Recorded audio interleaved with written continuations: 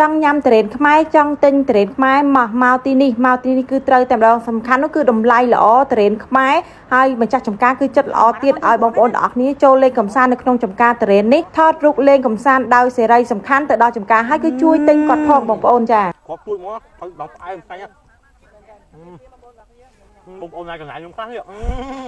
ចំការត្រេនមួយនេះគឺធំខ្លាំងមែនតែនហើយប្រមូលផលនៅក្នុងមួយឆ្នាំគឺរាប់រយតោនបងប្អូនហើយចំការត្រេនមួយកន្លែងនេះគឺនៅក្នុងភូមិទី1ភូមិទី2ឃុំចំការដងស្រុកចំការលើខេត្តកំពង់ចាមរបស់យើងចាដោយបងប្អូនបានឃើញនៅក្នុងវីដេអូនេះអញ្ចឹងដែលលីងខ្ញុំបានបង្ហាញជូនទៅកាន់បងប្អូនទាំងអស់គ្នាគឺចំការត្រេននេះកំពុងតែប្រមូលផលដើមដៃហើយគឺជាពូជត្រេនម៉ាន់ថងដែលមានរសជាតិឆ្ងាញ់សាច់ផ្អែមខ្ទិះឈ្ងុយគ្រាប់ទូចសបកស្ដើងចាអញ្ចឹងសម្រាប់បងប្អូនទាំងអស់គ្នាដែលចង់ទៅលេងផ្ទាល់ដល់ចំការក៏បានចង់កំងទិញយកទៅញ៉ាំនៅផ្ទះក៏បានដែរឥឡូវនេះគឺខ្ញុំបានមកទិញត្រេននៅឯចំការនៅឯចំការដងហើយខ្ញុំតែងតែនាំបងប្អូនទៅទស្សនាជាមួយនឹងទស្សនវិជ្ជាកសិផលផលិតផលនៅក្នុងស្រុកដែលនៅក្នុងស្រុករបស់យើងផ្ទាល់តែម្ដងឥឡូវនេះគឺដល់ពេលដែលត្រូវប្រមូលផលត្រេនទៀតហើយអញ្ចឹងតោះយើងទៅជួបជាមួយនឹងអ៊ីដែលជាម្ចាស់ចំការទាំងអស់គ្នាអីជំរាបសួរអីហ្នឹងហើយឥឡូវនេះតាក់ទងជាមួយនឹងរដូវកាលនេះគឺដល់រដូវកាលប្រមូលផលទៀតណាអ៊ីណាចាបាទហើយឆ្នាំនេះតើអ៊ីប្រមូលផលបានច្រើនអត់ទេឆ្នាំនេះច្រើនតើអូន700តោនតែឥឡូវទីផ្សារមិនទាន់ចេញឃើញបាទអញ្ចឹងតាក់ទងមួយទីផ្សារដូចយើងពិបាកដោយសារតែអីឮថាអ្នកចិត្តខាងយើងក៏គេយើងចោលដែរ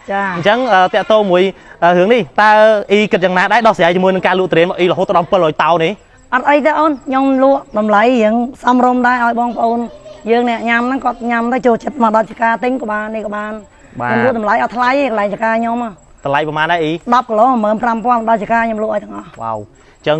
10គីឡូ15000បងប្អូន10គីឡូតែ15000ទេអញ្ចឹងសម្រាប់បងប្អូនដែលត្រូវការទិញយកទៅបោះដុំលក់បន្តបាទអាចតាក់ទងគាត់ដើម្បីចរចាតម្លៃបានឬក៏អាចទិញក្នុងតម្លៃណាក៏បានដែរហើយបងប្អូនដែលចង់ទិញញ៉ាំអីគឺថាឱកាសល្អហើយតន់គាត់បាទលក់រៀងធូរថ្លៃណាតែឡើងថ្លៃប្រយ័ត្នអត់បានញ៉ាំត្រេនហើយត្រេនដើមដៃទៀតបងប្អូនហើយទីតាំងគឺនៅទីណាអីទីតាំងនៅចការម្ដងបាទឃុំចការម្ដងស្រុកចការលើខេត្តកំពង់ចាមនៅភូមិលេខ1លេខ2អូននេះគឺជាទីតាំងចំការផ្ទាល់ហើយអញ្ចឹងសម្រាប់បងប្អូនដែលគាត់អត់បាននៅឆ្ងាយនៅអីអត់បានមកទីតាំងហ្នឹងខ្ញុំលក់4ទីតាំងអូនទីតាំងមួយទៀតនៅស្ទឹងត្រង់ផ្លូវបែកជា4តូបខ្ញុំលក់នៅក្នុងហ្មងហើយទីតាំងទី3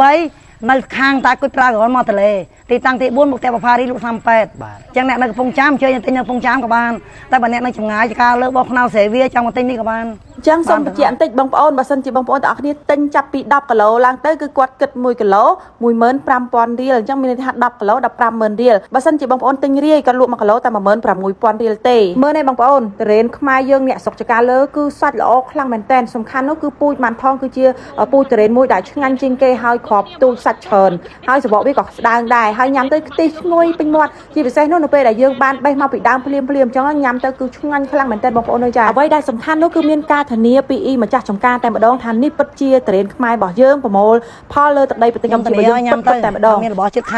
ងកើតខាងលិចខាងជើងខាងត្បូងអីទេធានាពិតឆ្ងាញ់ចាបើសិនជាបងប្អូនអត់ជឿបងប្អូនអាចទៅដល់ទីតាំងក៏បានឬក៏បងប្អូនអាចមើលទៅតាម location ក៏ដូចជាទីតាំងដែលមានបានបង្ហាញផ្លូវនៅខាងចុងវីដេអូក៏បានដែរបងប្អូនមើលឃើញឃើញផ្លែដែរផ្លែច្រើនមែនតើហ្មងចូលខាងក្នុងបានឃើញល្អនោះខាងក្នុងអូហូញាក់សាច់បងប្អូនណា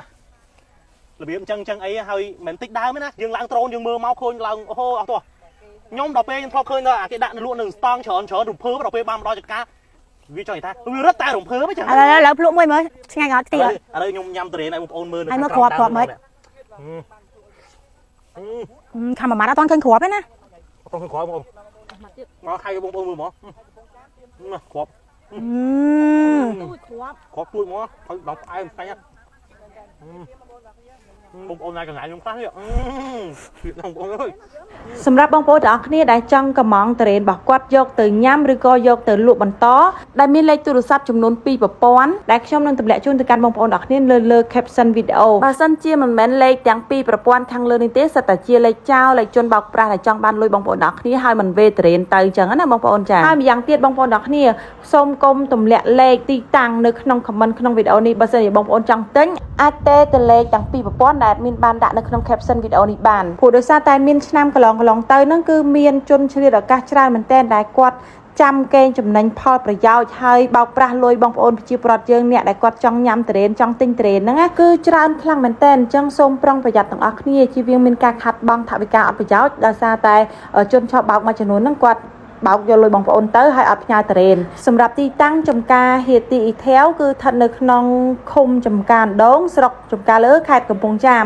បងប្អូនទាំងអស់គ្នាអាចកំងយកទៅញ៉ាំក៏បានឬក៏អាចទៅដល់ទីតាំងផ្ទាល់ក៏បានដែរសម្រាប់បងប្អូនណាដែលគាត់ចង់យកទៅលក់បន្តហើយចង់ទៅដល់ចំការហើយនេះគឺជាទីតាំងបង្ហាញផ្លូវដែល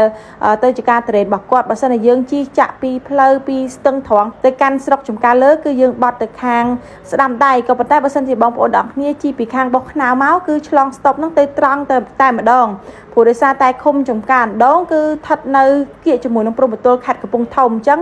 យើងធ្វើដំណើរទៅត្រង់រហូតរៀងឆ្ងាយដែរបងប្អូនចាអញ្ចឹងសម្រាប់បងប្អូនដែលគាត់ចេះមើលតាមរយៈ location map នឹងខ្ញុំនឹងទម្លាក់ជូននៅក្នុងវីដេអូនេះតែម្ដងងាយស្រួលក្នុងការបងប្អូនទាំងគ្នាស្វែងរកចំការរបស់គាត់ឬក៏អាចទំនាក់ទំនងទៅកាន់លេខរបស់ម្ចាស់ចំការតែម្ដងក៏បានដែរព្រោះដោយសារតែចំការតរេននេះគឺមិនមែននៅមាត់ផ្លូវទេគឺចូលទៅខាងក្នុងជ្រៅទៀតតែម្ដងចាអញ្ចឹងបើសិនជាបងប្អូនទាំងគ្នាអត់មាន map ទេខ្ញុំគិតថាប្រហែលជាអាចវែងព្រោះដោយសារតែផ្លូវមានបត់ទៅនេះមានបត់ទៅនោះអីអញ្ចឹងណាអញ្ចឹងហើយខ្ញុំក៏ពិបាកនៅក្នុងការបញ្យល់ទៅកាន់បងប្អូនដែរអញ្ចឹងបានត្រឹមតែថតបង្ហាញផ្លូវប៉ុណ្ណឹងជូនទៅកាន់បងប្អូនទាំងគ្នាទស្សនាថានៅកន្លែងនេះពិតជាមានចំការទុរេនរាប់ហាត់ចារាប់ហាត់តាតែម្ដងហើយមានដើមទុរេនរាប់ពាន់ដើមហើយកំពុងតែប្រមូលផលដើម្បីលក់ជូនទៅកាន់បងប្អូនទាំងគ្នាទាំងអ្នកញ៉ាំក៏ដូចជាអ្នកចែកចាយបន្តអរគុណច្រើនជួបគ្នាក្នុងវីដេអូក្រោយ